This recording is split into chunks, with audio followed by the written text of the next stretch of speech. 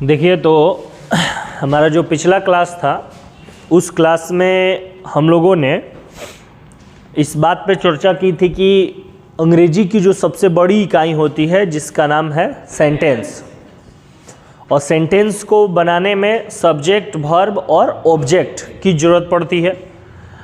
और subject, verb और object में जो सबसे महत्वपूर्ण होता है उसका नाम क्या है? वर्ब। मतलब अंग्रेजी का जो सबसे बड़ा इकाई है जिसका नाम है सेंटेंस, उस सेंटेंस का सबसे महत्वपूर्ण भाग वर्ब है। और वर्ब जो सबसे सेंटेंस का महत्वपूर्ण भाग है उसी को हम लोगों ने पढ़ना शुरू किया था। तो फिर वर्ब का मैंने आपको परिचय दिया था, बताया था कि किसी वाक्य का वह शब्द जो सब्जेक्ट के कार्य, अवस्था तथा अधिकार को बताता है उसी को हम लोग क्या कहते हैं? उस वाक्य का वर्ब कहते हैं, है ना। और उसके बाद वर्ब के क्लासिफिकेशन पे हमने चर्चा किया था, जहाँ पे मैंने बताया था कि यदि वर्ब को कार्य और अवस्था के आधार पर बांटा जाए तो वर्ब के दो प्रकार होते हैं। एक का नाम है एक्सुलरी वर्ब और एक का नाम है प्रिंसिपल वर्ब। ठीक है, तो एक्सुलरी वर्ब और प्रिंसिपल वर्ब ये दोनों वर्ब है, यहीं से हम लोगों को शुरू करना है। तो सबसे पहले हम लोग शुरू करेंगे एक्सुलरी वर्ब को। तो सारे लोग अपने अपने कॉपी पे एक हेडिंग बनाएंगे और लिखेंगे एक्सुलरी वर्ब। दिख रहा है ये वाला कलर? नहीं ना, ब्लैक चलेगा। ये वाला थोड़ा सा रेड दिखेगा।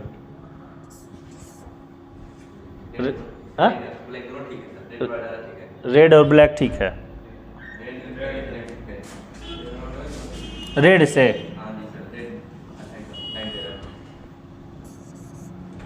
चलिए, तो आप लोग हेडिंग बनाइए एक्सुलरी वर्ब।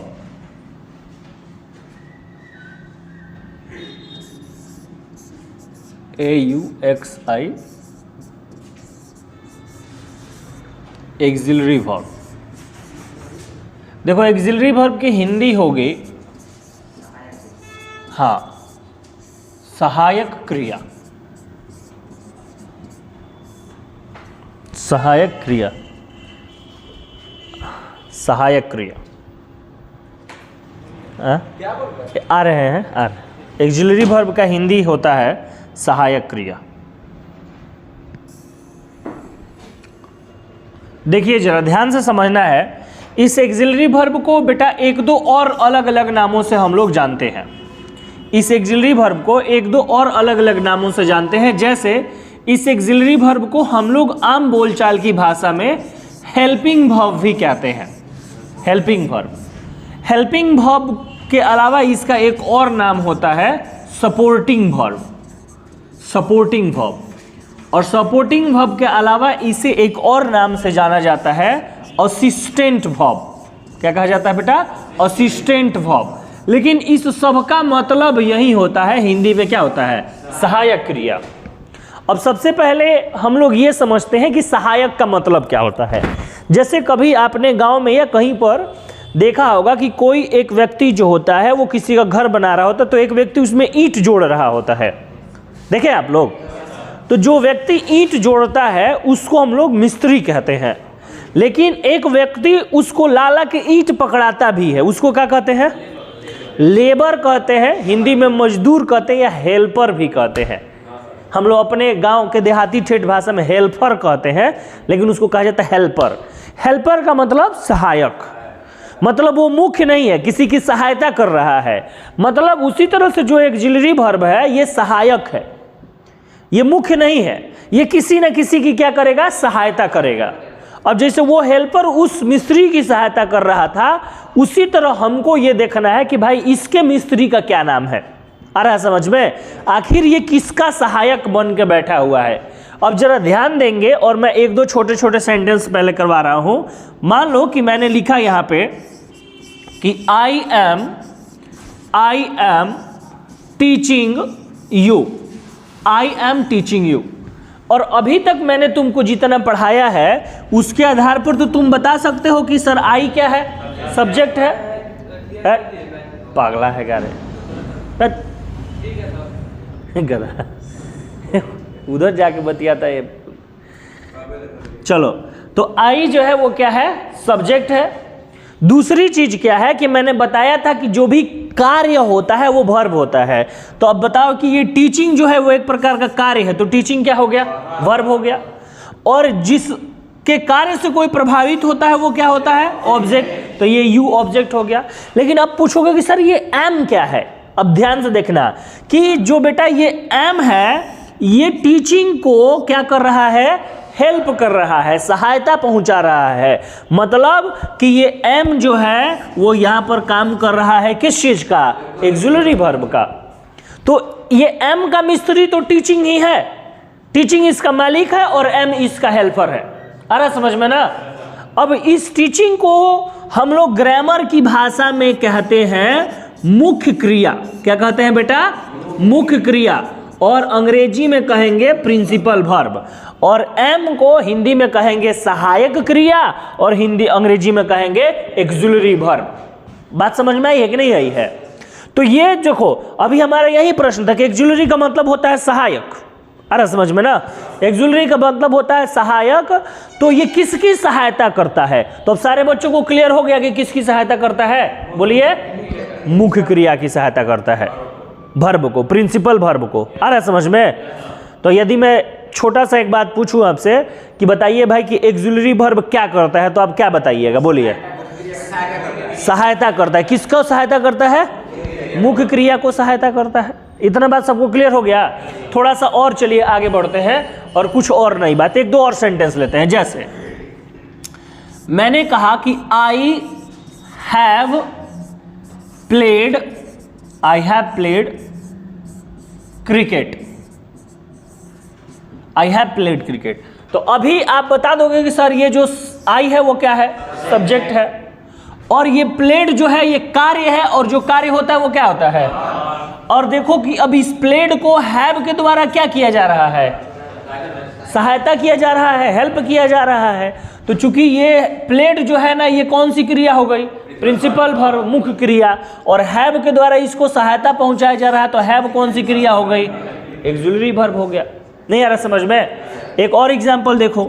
मान लो कि मैंने यहां पर लिखा, यहां पर I was killing a tiger. अब ये एक एग्जांपल देखो। अब यहां पर तुम्हारा आई क्या है? सब्जेक्ट हो गया ना। और देखो किलिंग कार्य है, अतः यह क्या हो गया? वर्ब हो गया। इतना तो सबको क्लियर है। अब इस किलिंग को इस वॉज के द्वारा क्या किया जा रहा है? सहायता किया जा रहा है। तो वॉज जो है वो यहां पर क्या बन गया? बोलो। एक्सिलरी वर्ब बन गया। अब मतलब तुमको समझ में आ रहा है कि सहायक का मतलब क्या हुआ? कि यह सहायता पहुंचाएगा। और किसको सहायता पहुंचाएगा? प्रिंसिपल वर्ब को, मुख्य क्रिया को, प्रिंसिपल वर्ब को सहायता पहुंचाएगा। बोलो क्लियर हो रहा है? अब थोड़ा सा एक बात और समझो कि यदि मान लो कि वाक्य में प्रिंसिपल वर्ब कार्य रहेगा तभी नहीं सहायता करने के लिए आएगा। जैसे कि देखो कि ईंट जोड़ना है और मिस्त्री नहीं आया, तो मजदूर ईंट ढो के क्या करेगा? कुछ होगा? मतलब कि ये तभी ना सहायता करेगा जब उसके साथ क्या रहे? प्रिंसिपल वर्ब रहे, मुख्य क्रिया रहे। चलो थोड़ा सा आगे बढ़ते हैं और कुछ नया एग्जांपल देखो। जैसे मान लो अभी मैंने यहां पर लिखा I am a teacher. I am a teacher, एक सेंटेंस लिखा। सब लोगों को पता है कि सर आई क्या है? सब्जेक्ट है, और टीचर जो है वो यहां पर काम कर लेगा किस चीज का? कॉम्प्लीमेंट का। अब प्रश्न ये उठा कि सर एम क्या है? तो लड़का ने दिमाग लगाया कि सर रुके अभी देखे थे सर एम तो यहां पर क्या है? Axillary verb. दिमाग लगा दिया है, सर एम तो एक्सिलरी वर्ब है, और एक्सिलरी वर्ब है तो इसको भी एम देखेगा तो लड़का तुरंत से बोलेगा कि सर ये भी तो यहां पर क्या है? एक्सिलरी वर्ब है। लेकिन मैं पूछूंगा यदि बच्चे से कि बच्चा यहां पर एम एक्सिलरी वर्ब क्यों है, तो बच्चा बोलेगा कि सर यहां पर एम इसलिए एक्सिलरी वर्ब है क्योंकि वो मुख्य क्रिया प्रिंसिपल वर्ब को क्या कर रहा है? सहायता पहुंचा रहा है। लेकिन जब मैं बच्चा से इस वाक्य में पूछूंगा कि बउआ एम यहां पर एक्सिलरी वर्ब क्यों है, तो वो ठिठक जाएगा, क्योंकि वो पहले देखेगा कि सर यहाँ पे तो इस वाक्य में कोई कार्य ही नहीं हो रहा है। जैसे कि देखो कि मैंने ये वाला वाक्य कहा कि आई एम टीचिंग, तो यहाँ पे टीचिंग काम है ना जी, यहाँ पे तो काम हो रहा है। लेकिन ये वाला जो वाक्य है यहाँ पर तो कोई काम ही नहीं है, काम दिख रहा है। तो सर अब यहाँ पर एम का क्या काम है? तो वर्ब तो है बेटा, वर्ब है, ये मैं मानता हूं, ये ऑक्सिलरी वर्ब है, ठीक बोले हो, लेकिन ऑक्सिलरी वर्ब क्यों है इस बात को समझेंगे। देखो जैसे नहीं समझ पा रहे हो, समझो कि यहां पर एम जो है वो ऑक्सिलरी वर्ब है। ये ऑक्सिलरी वर्ब इसलिए है कि ये मुख्य क्रिया प्रिंसिपल वर्ब को क्या कर रहा है, सहायता कर रहा है। और तुम जरा ध्यान से देखो, यहां पर भी एम ऑक्सिलरी वर्ब है, लेकिन यहां पर ऑक्सिलरी वर्ब क्यों है ये बात समझना है। तो हम बोलेंगे कि सर यहां पर ये अपना जो ऑक्सिलरी वर्ब है ये सब्जेक्ट की क्या बता रहा है, अवस्था बतला रहा है। सर ये सब्जेक्ट के स्टेट को बता रहा है। नहीं आ रहा समझ में। तब यहां से तुमने देखा कि किसी ऑक्सिलरी वर्ब के दो गुण होते हैं। ऑक्सिलरी वर्ब के बेटा कितने गुण हुए, दो गुण हुए। पहला तो ये सर कि यह प्रिंसिपल वर्ब का क्या बनेगा बउआ बताइए, सहायक बनेगा। ये प्रिंसिपल वर्ब का असिस्टेंट बन जाएगा, सहायक बनेगा। दूसरा सर ऑक्सिलरी वर्ब का ये गुण है कि यह सब्जेक्ट का क्या बतलाएगा बउआ, बोलिए, अवस्था बतलाएगा सर, स्टेट बतलाएगा। ये ऑक्सिलरी वर्ब के आपके दो गुण हो गए। आ रहा है बात समझ में। और यही दो तरह से ऑक्सिलरी वर्ब पूरे अंग्रेजी ग्रामर में काम करता है। अब जरा एक बात को समझना है। तो ये तो था कि भाई सर हम ऑक्सिलरी वर्ब को जान लिए कि सर ऑक्सिलरी वर्ब होता है, किसी वाक्य में आएगा, या तो वो प्रिंसिपल वर्ब की सहायता प्रदान करेगा, और यदि प्रिंसिपल वर्ब की सहायता नहीं कर रहा है तो सब्जेक्ट की क्या बताएगा, अवस्था बतलाएगा। ये दो चीज तो हम बड़े अच्छे से जान लिए। अब थोड़ा सा आगे बढ़ रहे हैं, तो अब जरा ध्यान से देखो। मेरा मानना है कि कोई भी चीज को हम दो तरीके से जानते हैं। कोई भी चीज को, तो कोई भी वस्तु है, इंसान है, कोई भी है, तो उसको जानने के दो तरीके हैं। या तो पहला उसे क्या कर लो, जान लो, और नहीं तो दूसरा उसको क्या कर लो, पहचान लो। या तो उसको जान लो बेटा, और नहीं तो उसको क्या कर लो, पहचान लो। जान लो या पहचान लो। जैसे रात को तुम सोया था और तुमने एक सपना देखा। एक व्यक्ति है जो सांवला है, उसके हाथों में धनुष और बाण है, और वो एक 10 सिर वाले व्यक्ति को मार रहा है बाणों से। अब बताओ कि वो व्यक्ति कौन होगा, फटाक से बोलिए सर, राम होगा। तो तुम राम को क्या करते हो, पहचानते हो। पहचाना जाता है शकल से, नहीं समझ में आ रहा है, फेस से पहचाना जाता है, नहीं समझ में आ रहा है। और जाना जाता है किसी को उसके कार्य से, वर्क से। तुम समझ पा रहे हो मेरे बात को। तो तुम राम को जानते नहीं हो, ये बात समझ लो, तुम राम को जानते नहीं हो, उनको पहचानते हो, उनके शकल से पहचानते हो। उसी तरह से अभी मैंने तुमको पता है क्या करवाया, ऑक्सिलरी वर्ब को जानना सिखाया, क्योंकि मैंने इसका कार्य बताया तुमको कि इसके दो कार्य होंगे, या तो प्रिंसिपल वर्ब का सहायक बनेगा, नहीं तो सब्जेक्ट की अवस्था को बताएगा। लेकिन यदि मान लो कि कोई लड़का बोला कि सर हमको ऑक्सिलरी वर्ब को जानने में बड़ा दिक्कत हो रहा है, तो वो लड़का को मैं कहूंगा, विद्यार्थी को कहूंगा कि बेटा बिल्कुल चिंता नहीं करना है, क्योंकि यदि तुम ऑक्सिलरी वर्ब को नहीं जान सकते हो तो यदि मैं इसकी चेहरा दिखा दूंगा तो पहचान जाओगे कि नहीं। जैसे तुम 4-5 दिन क्लास में आए, मुझे देखे, और मैं मार्केट में कहीं भी दिख जाऊंगा तो मेरा चेहरा देखते ही पहचान जाओगे कि अजय सर है। नहीं समझ में आ रहा है। उसी तरह से आज मैं तुम्हें ऑक्सिलरी वर्ब का चेहरा दिखा देता हूं, और चेहरा दिखाने के क्रम में तुम जान जाओ कि जो ऑक्सिलरी वर्ब है इट इज 24 इन नंबर। संख्या में ये कितने होते हैं बेटा, 24 होते हैं। मतलब 24 आदमी का चेहरा तुमको याद रखना है। ऐसे सोच लो, 24 आदमी का तुमको चेहरा याद है कि नहीं, याद है ना। तुम्हारे दिमाग में तो 500 करोड़ आदमी का चेहरा याद है, तो 24 को नहीं याद होगा। बात समझ में आ रहा है ना। तो 24 को चेहरा तुमको याद करना है। अब तुम बोलोगे सर जल्दी से वो चेहरा दिखा दीजिए, तो मैंने कहा कि देखो बेटा उस चेहरा में पहले कौन आता है, एम, मेरे साथ बोलते रहना है। उसके बाद दूसरे कौन आ गया, इज। ऐसे इसको क्रम में ऐसे लिखा जाता है। मैं थोड़ा गलती कर दिया, गलती नहीं हुआ है, बस क्रम बदल दे। पहले क्या लिखा जाएगा, इज, फिर क्या लिखा जाएगा, एम, फिर क्या लिखा जाएगा, आर, फिर क्या लिखा जाएगा, वॉज, उसके बाद वेयर। बोलो क्लियर है। उसके बाद देखो फिर से डू से शुरू करते हैं। पहले डू, उसके बाद फिर डज, उसके बाद फिर डिड। डिड नहीं समझ में आया।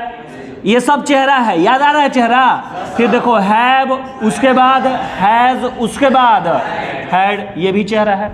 उसके बाद फिर देखो कैन, उसके बाद देखो कुड, और देखो मे, उसके बाद माइट, उसके बाद मस्ट, उसके बाद सेल, है ना, SHALL, सेल, उसके बाद विल, है ना, उसके बाद वुड, उसके बाद शुड, उसके बाद ought to, OUGHT, ought to, उसके बाद used to, उसके बाद need not, और अंतिम जो है वो है dare not। अब ये इतने चेहरे तुम्हें कहीं पर भी दिख जाए, सीधा सीधा फटाफट बोलोगे कि सर ये सारे के सारे बेटा क्या कहलाएंगे? Auxiliary verb. नहीं समझ में आया? अब बस इतना ही चेहरा तो तुमको याद रखना है।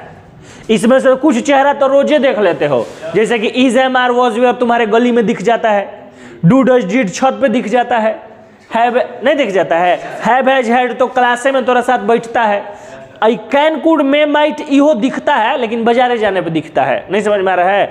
अब बाकी थोड़ा इधर वाला ये सब है ना, ought to, used to, need not, dare not, ये सब बाजारे जाने पे दिखता है। कभी का दूसरा गांव चल गए तो थोड़ा कम दिखता है, लेकिन दिखता तो सब है। तभी सबको याद कर लो। नहीं आया समझ में? दिमाग में रख लो। अब क्या किया गया कि तुमको थोड़ा सा और आसान बना देते हैं इसको, तो इन सारे चेहरे को 4 अलग अलग परिवार में बांट दिए। नहीं समझ में आ रहा है? इसमें चारों को अलग अलग परिवार में, कि इसमें से कुछ चेहरा बाबू साहब के घर का है, कुछ चेहरा पंडित जी के घर का है, कुछ चेहरा जादू जी के घर का है, कुछ चेहरा किसी और घर का है। नहीं समझ में आ रहा है? तो चारों को 4 अलग अलग घरों में बांट दिए। अब जैसे देखो, बात को समझो कि एक्सिलरी वर्ब को उसके कार्य और प्रयोग के आधार पर 4 भागों में रखा जाता है। एक्सिलरी वर्ब को कार्य और प्रयोग के आधार में 4 भागों में रखा जाता है। सर ये 4 भाग कौन कौन है? जरा ध्यान देंगे आप लोग, ध्यान देंगे। पहला परिवार है बी एक्सिलरी वर्ब। क्या कहेंगे बेटा? Be auxiliary verb. पहला परिवार कौन है? बोलो। बी एक्सिलरी वर्ब पहला परिवार है। दूसरा जो परिवार है उसका नाम है डू एक्सिलरी वर्ब। कौन है बेटा? Do axillary verb. और तीसरा परिवार है उसका नाम क्या है? Have axillary verb. क्या है बेटा? और चौथा जो परिवार है उसका नाम है मॉडल एक्सिलरी वर्ब। क्या नाम है बउआ? Model axillary verb. ये 24 जो एक्सिलरी वर्ब है, ये 24 एक्सिलरी वर्ब है, उनको हमने 4 अलग अलग भागों में बांट दिया। आ रहा समझ में ना? क्लियर हो रहा है ना? 4 अलग अलग भागों में बांट दिया। एक का नाम है बी एक्सिलरी वर्ब, एक का नाम है डू एक्सिलरी वर्ब, एक का नाम है एक्सिलरी वर्ब, एक का नाम है मॉडल एक्सिलरी वर्ब। नहीं समझ में आया? जैसे मान लेते हैं एगो बात को समझना। मान लेते हैं कि तुम्हारे गांव का नाम है फतेहपुर, मान लो एग्जांपल फतेहपुर। तो जितने भी लोग फतेहपुर में है उस सब क्या कहेंगे कि वो फतेहपुर के निवासी है। बोलो भाई। लेकिन जब तुम गांव के अंदर जाओगे तो कहा जाएगा देखो भाई ये फतेहपुर का निवासी है, लेकिन ये बाबू साहब का परिवार है। नहीं समझ में आ रहा है? ये फतेहपुर का निवासी है लेकिन ये पंडित जी का परिवार है। नहीं समझ में आ रहा है? ये फतेहपुर का निवासी है लेकिन ये जादव जी का परिवार है। नहीं समझ में आया? बोला कि सर ये फतेहपुर का निवासी लेकिन पासवान जी का परिवार है। लेकिन है तो सब बेटा फतेहपुर का निवासी ना। उसी तरह से इस सब का सब क्या है तुम्हारा बताओ? एक्सिलरी वर्ब ही है। लेकिन इस एक्सिलरी वर्ब में 4 अलग अलग परिवार बना दिए गए। अब बोलोगे ठीक है सर थोड़ा ये बताइए कि ये जो पहला परिवार है बाबू साहब वाला परिवार है जो आपका बी एक्सिलरी वर्ब जिसका नाम है, इसके सदस्य का कौन कौन सा नाम है? एक घर में होगा ना, चेंगना होगा, मेंगना होगा, ढेमना होगा, टिकुना होगा ना, जौन होगा तो कर नाम होगा ना। तो इसके घर में बोले ना कि देखो बेटा ये 5 गो भाई है, 5 भाई का नाम है इज, एम, आर, वॉज और क्या वेयर। ये 5 बउआ भाई है। नहीं समझ में आ रहा है? 5 भाई है। तो बी वर्ब में, बी एक्सिलरी वर्ब में is, am, are, was, were. आ देखो तुमसे कोई भी प्रश्न पूछे कि बी वर्ब कितना होता है तो बोलना 5 नहीं बोलना है, 8 को बोलना है। कैसे? 3 गो भैया को छुपा के रखा है। एगो बी है और उसी के अलावा एगो और कौन है? बीन है। और एगो और कौन है? बीइंग है। नहीं समझ में आ रहा है? तो ये टोटल बी एक्सिलरी वर्ब का संख्या कितना हो गया? 8 हो गया। ऐसे मुख्य रूप से is, am, are, was, were, लेकिन उसके बाद बी, बीन और बीइंग। अब देखो अगला एक और परिवार था जिसका नाम क्या था बेटा बताइए? डू एक्सिलरी वर्ब, उसका नाम था डू एक्सिलरी वर्ब। अब सर डू एक्सिलरी वर्ब में क्या है, तो डू एक्सिलरी वर्ब में सर त्रिदेव है, नहीं समझ में आया? डू है और कौन है, डज है और कौन है, डिड है। उसके बाद बोले सर कि जब चलिए डू हो गया तो अब कौन बचा बेटा, हैव एक्सिलरी वर्ब। बोले सर हैव एक्सिलरी वर्ब में कौन कौन है, तो हम कहेंगे कि हैव एक्सिलरी वर्ब में हैव है और कौन है, हैज है और कौन है, हैड है। तो ये त्रिदेव हो गए, त्रिदेवी हो गई, नहीं समझ में आया? उसके बाद एक परिवार और बचा है, याद है, मॉडल वर्ब, जिसको हम लोग कहते हैं मॉडल वर्ब। अब जरा ध्यान देना मेरी बात को, मॉडल एक्सिलरी वर्ब जरा ध्यान देना कि देखो बी एक्सिलरी वर्ब कितना हो गया, 5 हुआ ना, डू एक्सिलरी वर्ब कितना, 3, और हैव एक्सिलरी वर्ब 3, तो कितना टोटल हो गया, 5 और 3 8 और 3 11। इसको 8 को नहीं मानो, 5 को मानो। तो देखो ये टोटल एक्सिलरी वर्ब की संख्या कितना था, 24, और 24 को में से 11 घटा दोगे तो कितना बचा, 13 ना, मैं तो नहीं आ रखा है, 24 में से 11 घटा हुआ तो कितना बचा, मतलब मॉडल वर्ब की कुल संख्या कितनी है, 13 है। मॉडल वर्ब की कुल संख्या, अब सर 13 कौन कौन सी है, तो मेरे साथ बोलेंगे क्या है बेटा, कैन, बोलना है सारे लोगों को, और क्या है, कुड, और बोलिए, बोलो मे, उसके बाद क्या है, माइट है बउआ, माइट, माइट के बाद क्या है, मस्ट है, क्या है, मस्ट। उसके बाद देखो फिर से क्या है, सेल, मैं जब लिख रहा हूं फिर उसके बाद पढ़ेंगे। सेल के बाद क्या है, विल, विल के बाद क्या है, बोलो, वुड, क्या है, वुड है, और वुड के बाद फिर देख लो क्या लिख रहे हैं, सर शुड है, शुड के बाद फिर से देख लो क्या है, यूज्ड टू, क्या है, यूज्ड टू, यूज्ड टू के बाद देख लो बेटा क्या है, आउट नहीं है, आउट नहीं करना है, ऑट टू, क्या है, ऑट टू। उसके बाद एक और देख लो, और एक का है बउआ, नीड नॉट, नीड नॉट, और एक अंतिम है बेटा क्या है, दे आर नॉट। नहीं आया समझ में, क्लियर हो गया ना? अब इसमें कुछ लोग पढ़ने में गलती कर देते हैं कि यहाँ पर एलडी देखते हैं तो इसको कुल्ड पढ़ देते हैं, कुल्ड नहीं है, कुड है, कुड है ना। उसी तरह से यहाँ पर एलडी देखते हैं तो उल्ड पढ़ देते हैं, इसको शुल्ड पढ़ देते हैं, शुल्ड नहीं है, शुड है, उड है, कुड है। अब इसको जैसे लड़का कहा कि सर आउट टू है, आउट टू नहीं है, ऑट टू है, आ रहा समझ में ना, नीड नॉट और डेयर नॉट। तो ये है तुम्हारे 24 एक्सिलरी वर्ब, बात समझ में आया? जब हम अगले क्लास में मिलेंगे तो फिर इन 24 एक्सिलरी वर्ब में से हर एक एक्सिलरी वर्ब का प्रयोग करवाएंगे, एक एक बेसिक से लेके बेटा चलेंगे, इज कहाँ लगा, आर कैसे लगा, बी वर्ब से कैसे बना, डू वर्ब से, हर एक विषय पे बड़ी गहराई से चर्चा होगी। लेकिन उसके लिए आप लोग अगले क्लास में, आज के लिए इतना ही, पहले नोट्स बना लेते हैं, ठीक है।